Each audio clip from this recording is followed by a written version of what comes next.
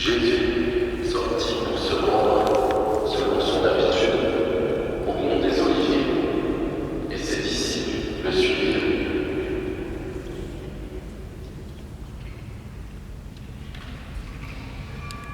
Arrivé en ce lieu, il leur dit: priez pour ne pas entrer en tentation. Puis, il s'écarta à la distance d'un jet de pierre environ. S'étant mis à genoux: Père, si tu le veux, éloigne de moi cette coupe. Cependant, que soit faite non pas ma volonté, mais la tienne. Alors du ciel lui apparut un ange qui le réconfortait.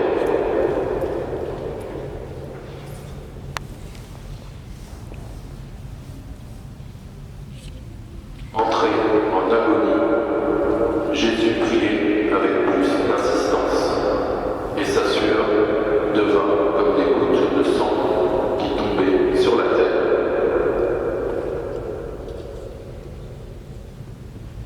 Dans ce jardin, il se passe quelque chose de très mystérieux. Jésus prend sur lui tous les péchés de tous les hommes de tous les temps. En Jésus, l'amour qui est dans le cœur de Dieu rencontre tout le mal et les péchés des hommes. Mais l'amour est plus fort. Jésus prie.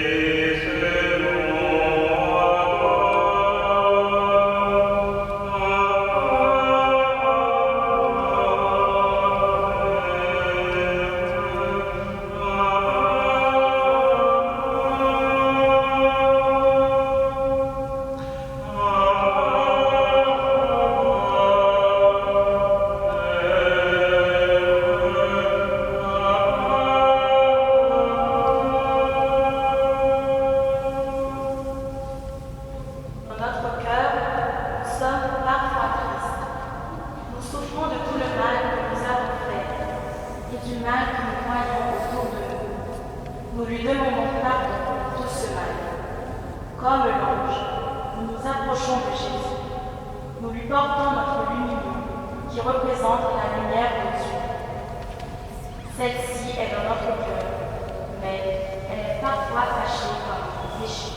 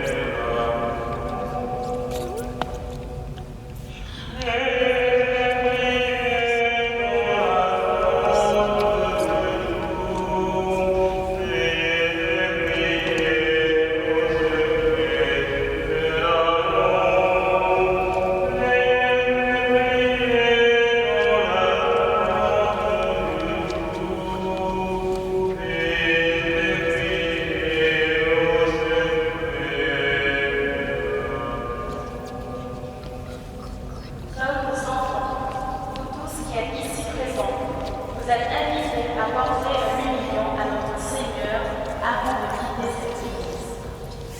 Sa prière et rejoignit ses disciples qu'il trouva endormis, accablés de tristesse. Il leur dit: pourquoi dormez-vous? Relevez-vous et priez pour ne pas entrer en tentation. Jésus vit maintenant ce qu'il a avancé dans le chemin du Jésus. Il se donne entièrement pour que la volonté du Père s'accomplisse, pour que l'amour tombe du mal, du péché, de la mort.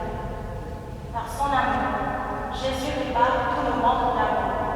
Par son obéissance, il répare toute nos désobéissance. Jésus, qui est sans péché, est écrasé par le poids du péché du monde. Jésus, j'accepte par amour de prendre sur toi le poids du péché du monde entier. Apprends-nous à prier dans les épreuves, à dire avec moi: Père, que ta volonté soit faite. Seigneur Jésus, nous t'offrons nos vies comme toi-même. Tu t'es offert au Père pour nous.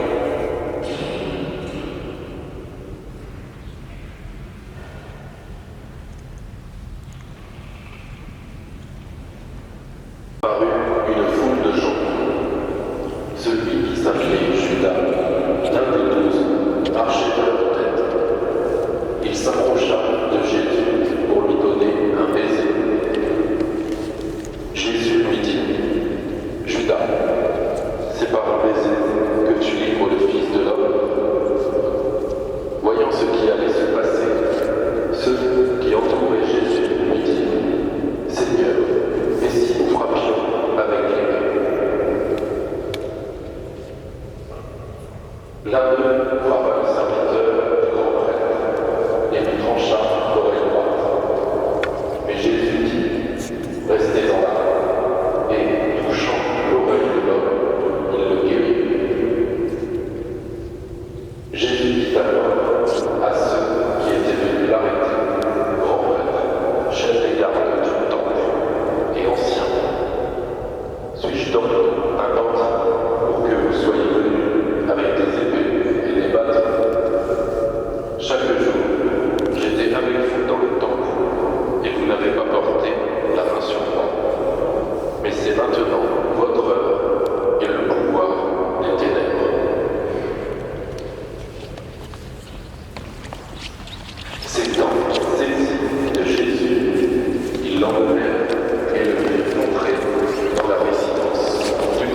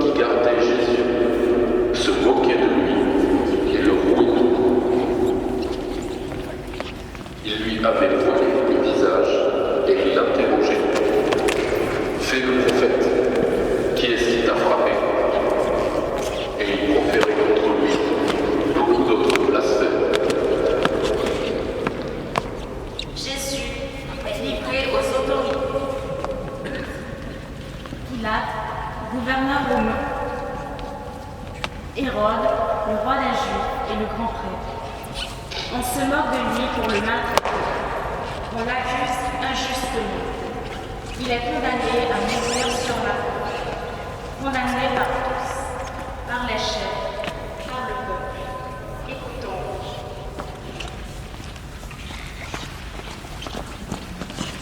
Lorsqu'il fit jour, se réunit le collège des anciens du peuple, grands prêtres et scribes, et on emmena Jésus devant leur conseil suprême. Ils lui dirent, si tu es le Christ, dis-le-nous. Il leur répondit, si je vous le dis, vous ne me croirez pas. Et si j'interroge, vous ne répondrez pas. Mais désormais, le Fils de l'homme sera assis à la droite de la puissance de Dieu. Tous lui dirent alors, tu es donc le Fils de Dieu. Il leur répondit, vous dites vous-même que je le suis. Ils dirent alors, pourquoi nous faut-il encore un témoignage? Nous-mêmes, nous l'avons entendu de sa bouche.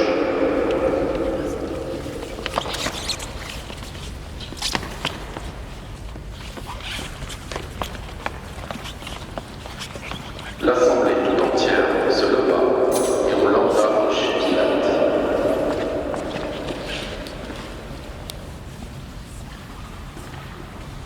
On se mit alors à l'accuser. Nous avons trouvé cet homme en train de semer le trouble dans notre nation. Il empêche de payer l'impôt à l'empereur et il dit qu'il est le Christ, le roi. Pilate l'interrogea. Es-tu le roi des Juifs? Jésus répondit, c'est toi-même qui le dis. Pilate s'adressa au grand prêtre et au fou. Je ne trouve chez cet homme aucun motif de condamnation.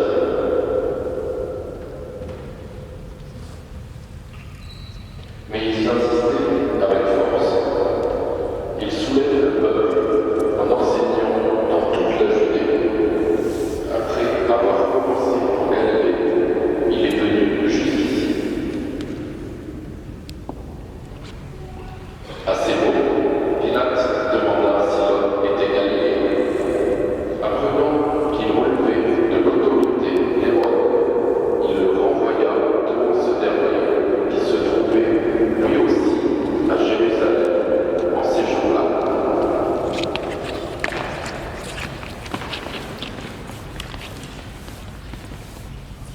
À la vue de Jésus, Hérode éprouva une joie extrême. En effet, depuis longtemps, il désirait le voir à cause de ce qu'il entendait dire de lui, et il espérait lui voir faire un miracle. Il lui posa bon nombre de questions, mais Jésus ne lui répondit rien.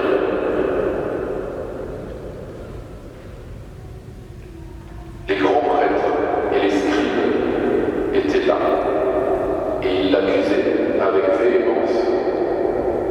Hérode, ainsi que ses soldats, le traita avec mépris et se moqua de lui. Il le revêtit d'un manteau de couleur éclatante et le renvoya à Pilate.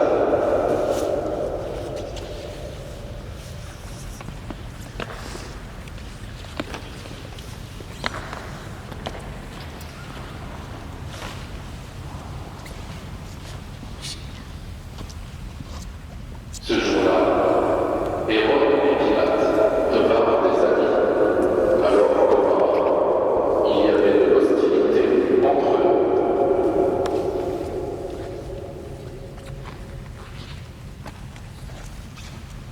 Alors Pilate convoqua les grands prêtres, les chefs et le peuple. Il leur dit, vous m'avez amené cet homme en l'accusant d'introduire la subversion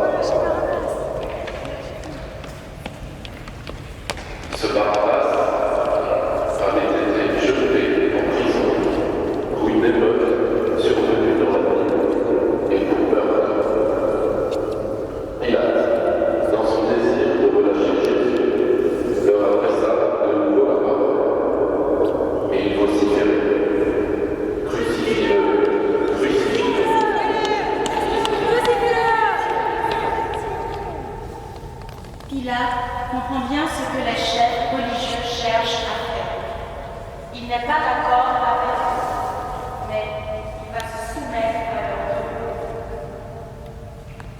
Pour la troisième fois, il leur dit: quel mal a fait cet homme?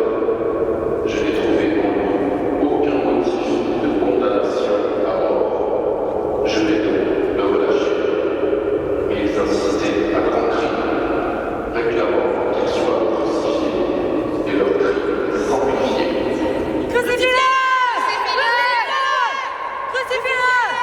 Alors Pilate décida de satisfaire leur requête.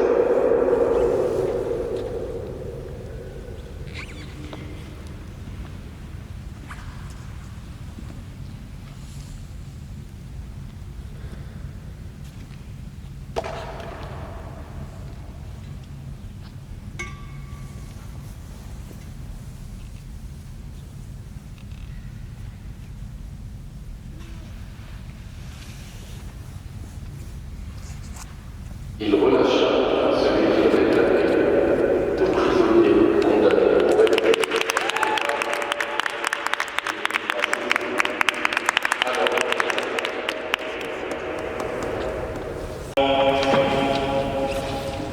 Où toutes nos pensées viennent changer nos cœurs nous raisonnements obscurs. Ô belle Dieu à travers les routes de Jérusalem, porte sa croix. Dans la foule, certains se moquent de lui, d'autres ont le cœur renversé et croient. Pourtant, sans aucun péché, traité dans le crime.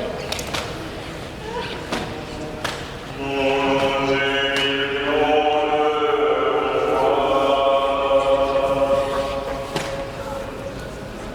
Pourquoi lui se laisse faire? Pourquoi Dieu permet aux hommes de faire du mal à son fils? Regardez comme Marie souffre de voir son fils, subissant de torture. Jésus, par amour pour son Père et pour les hommes, doit porter tout le péché des hommes et ainsi les remettre dans la grâce et les réconcilier avec Dieu. Il veut sauver toute l'humanité et ouvrir un nouveau ciel aux hommes, comme Simon de Cyrène, qui pour obéir à l'ordre est Jésus la constatation. Accompagnant Jésus avec ses amis fidèles et dans le silence de nos cœurs, demandons pardon pour tous nos péchés. Comme ils l'emmenaient, ils prirent un certain Simon de Cyrène, qui revenait des champs, et ils le chargèrent de la croix pour qu'il la porte derrière Jésus. Jésus, que ton regard illumine nos âmes, comme tu as illuminé l'âme de Simon de Cyrène. Véronique, a son cœur transpercé devant ta souffrance et rempli de compassion, a le courage de s'approcher de toi, de t'apporter un peu de réconfort, de te manifester son amour en essuyant ton visage. Pour un instant, elle veut te rendre tête innocente. Comment peut-on faire tant de mal à Dieu, de son cœur qui nous aime tant? Seigneur, devant cet élan d'amour, tu vas nous laisser un cadeau inestimable. Tu empruntes ta sainte face sur son voile. Ton visage, Seigneur, qui n'est autre que le reflet de Dieu, l'image visible du Dieu invisible, présent au milieu de ta souffrance, de nos souffrances.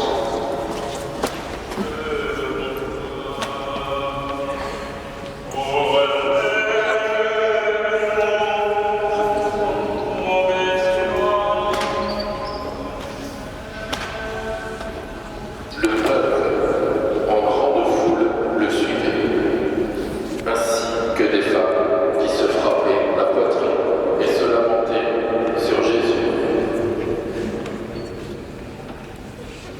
Il se retourna et leur dit: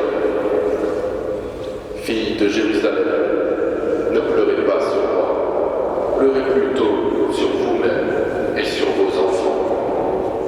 Voici venir les jours où l'on dira: heureuses les femmes stériles, celles qui n'ont pas enfanté, celles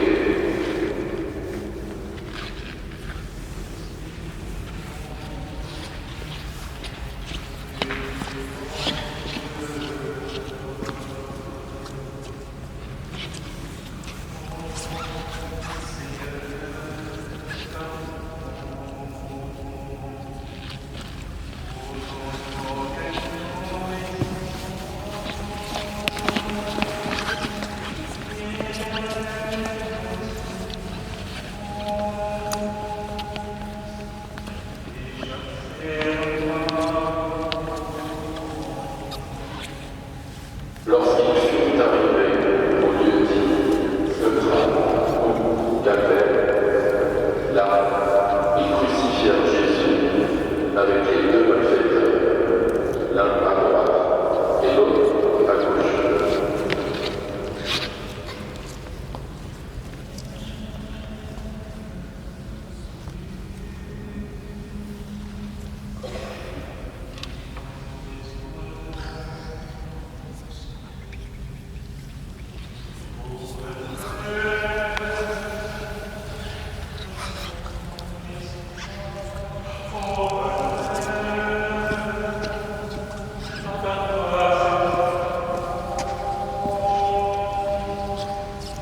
Jésus disait, Père, pardonne-leur, ils ne savent pas ce qu'ils font.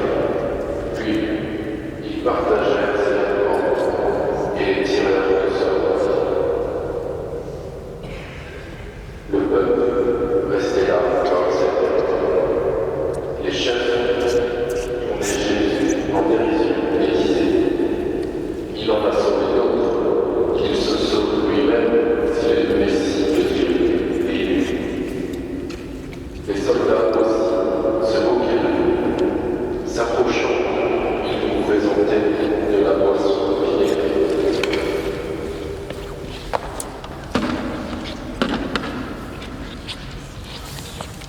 En disant, si tu es le roi des Juifs, sauve-toi toi-même.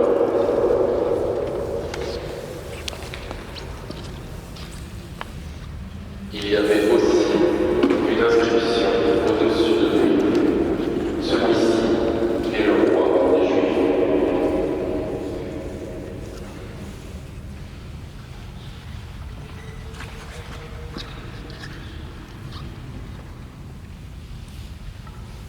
L'un des malfaiteurs suspendu en croix s'agenouilla. N'es-tu pas le Christ? Sauve-toi toi-même et nous aussi. Mais l'autre lui fit de vifs reproches. Tu ne crains donc pas Dieu, tu es pourtant mal condamné toi aussi. Et puis, pour nous, c'est juste, après ce que nous avons fait, nous avons ce que nous méritons. Mais lui, il n'a rien fait de mal. Et il disait, Jésus, souviens-toi de moi quand tu viendras dans ton royaume. Jésus déclara, Amen, je te le dis, aujourd'hui, avec moi, tu seras dans le paradis. Jésus répond au cri du malfaiteur qui se submerge. Il révèle que son cœur est rempli de miséricorde pour les autres. Son amour se déverse sans limite sur cet homme qui lui crie sa confiance en lui. Il lui promet qu'il va entrer avec lui au paradis. Il va participer à la vie éternelle. Autour de Jésus, des hommes laissent monter dans leur cœur la haine, la violence, le mépris. Jésus, lui, n'a qu'une parole, Père, pardonne-leur. En Jésus, l'amour qui est dans le cœur de Dieu est vraiment plus fort que tout. Les péchés, Jésus pardonne. Jésus, je suis loué sur le bois de la croix. Mon peuple se moque de moi, et pourtant, Jésus, tu meurs pour moi. Tu meurs pour moi, et dans ton cœur, tu leur as déjà pardonné. Je nous ai déjà pardonné. Jésus, tu es crucifié entre deux larmes. L'un t'a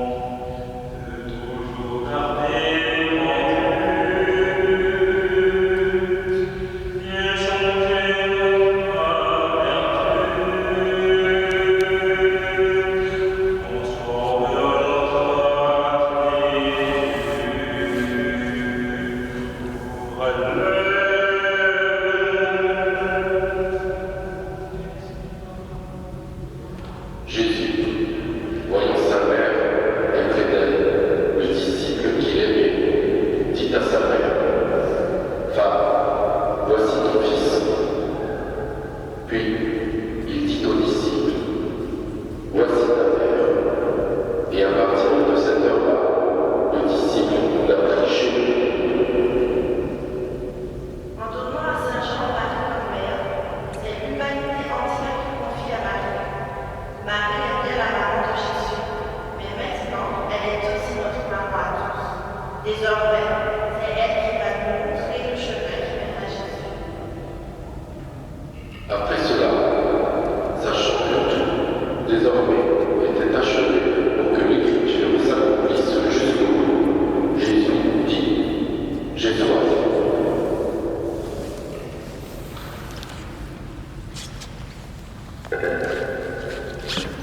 Il y avait là un récipient pierre, plein d'une boisson vinaigrée. On fixa donc une éponge remplie de ce vinaigre à une branche d'hysope et on l'approcha de sa bouche. Quand il eut pris le vinaigre, Jésus dit, tout est accompli. Puis, inclinant la tête, il remit l'esprit.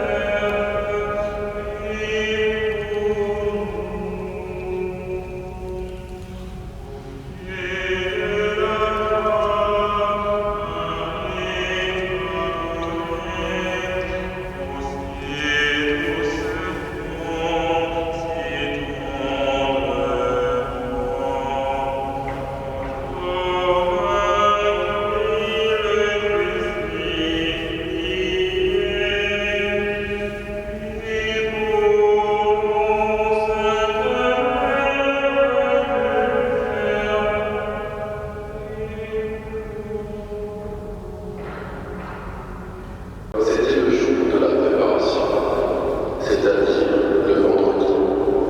Il ne fallait pas laisser les corps en croix durant le sabbat, d'autant plus que ce sabbat était le grand jour de la Pâque. Aussi, les Juifs demandèrent à Pilate qu'on enlève les corps après leur avoir brisé les jambes. Le jour où tous les Juifs ont célébré la libération du peuple de l'esclavage, Jésus va donner sa vie pour libérer l'humanité entière du pouvoir de la mort. Par sa mort, il va détruire la mort. Les soldats allèrent donc briser les jambes du premier, puis de l'autre crucifié avec Jésus. Quand ils arrivèrent à Jésus, voyant qu'il était déjà mort, ils ne lui brisèrent pas les jambes. Mais un des soldats, avec sa lance, lui perça le côte. Et aussitôt, il en sortit du sang et de l'eau.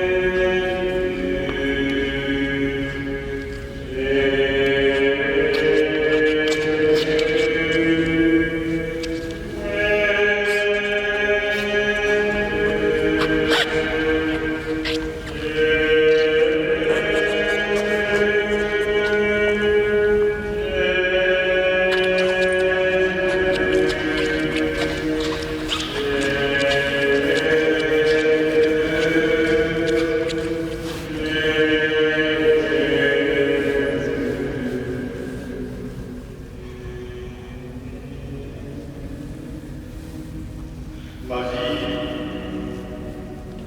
nul ne la prend. C'est moi qui la donne. Jésus vient trouver l'homme dans la souffrance. Il le rejoint au cœur du mal. Il montre que son amour est plus fort que le péché. Nous venons de suivre Jésus dans sa passion. Nous annonçons sa résurrection. C'est le grand mystère que nous vivons dans chaque Eucharistie. Dans l'Eucharistie, l'offrande de Jésus est rendue présente. Il se donne à nous. Il nous donne son sauveur. Communier, c'est recevoir Jésus lui-même qui s'offre pour nous.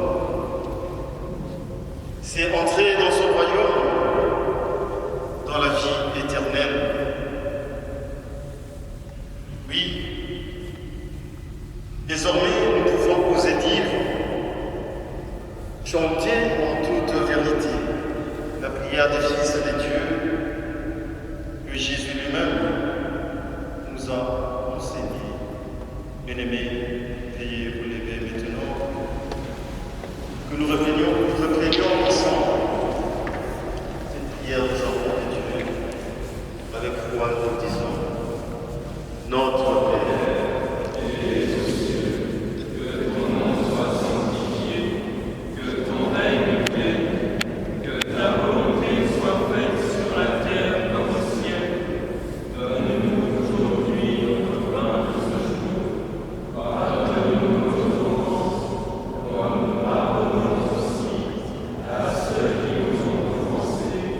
Et ne nous laisse pas entrer en tentation, mais délivre-nous du mal.